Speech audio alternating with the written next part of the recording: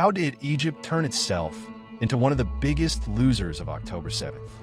For years, Egypt was considered the leader of Arab countries and one of the foremost supporters of Palestinians against Israel.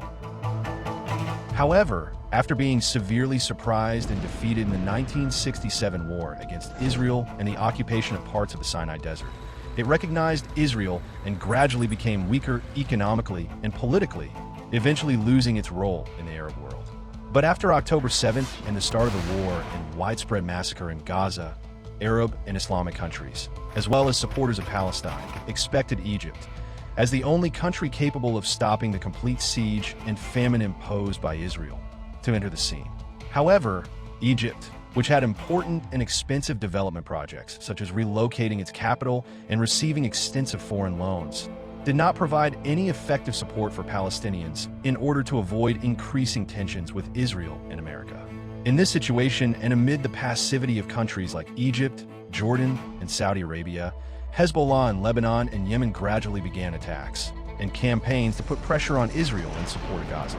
Ansar announced that as long as the war in Gaza continues, it would target ships whose destination is Israel and the port of Eilat.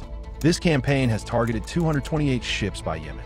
Shortly after the start of this campaign, a maritime coalition of several countries led by America entered into conflict with Yemeni forces in the Red Sea.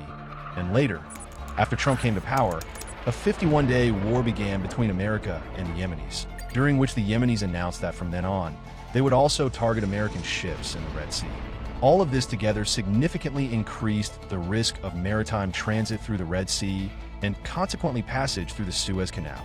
This meant that Egypt's second largest source of income after tourism faced a very sharp decline, to the point where President al-Sisi of Egypt announced that more than $9 billion of Egypt's revenues from the Suez Canal have been lost over the past 2 years, a very large figure for Egypt's challenged economy.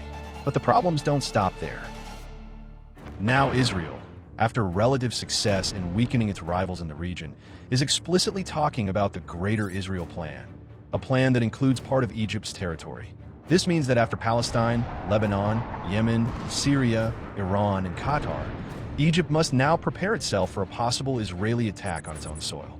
A situation that perhaps would never have occurred if Egypt had acted differently since October 7th.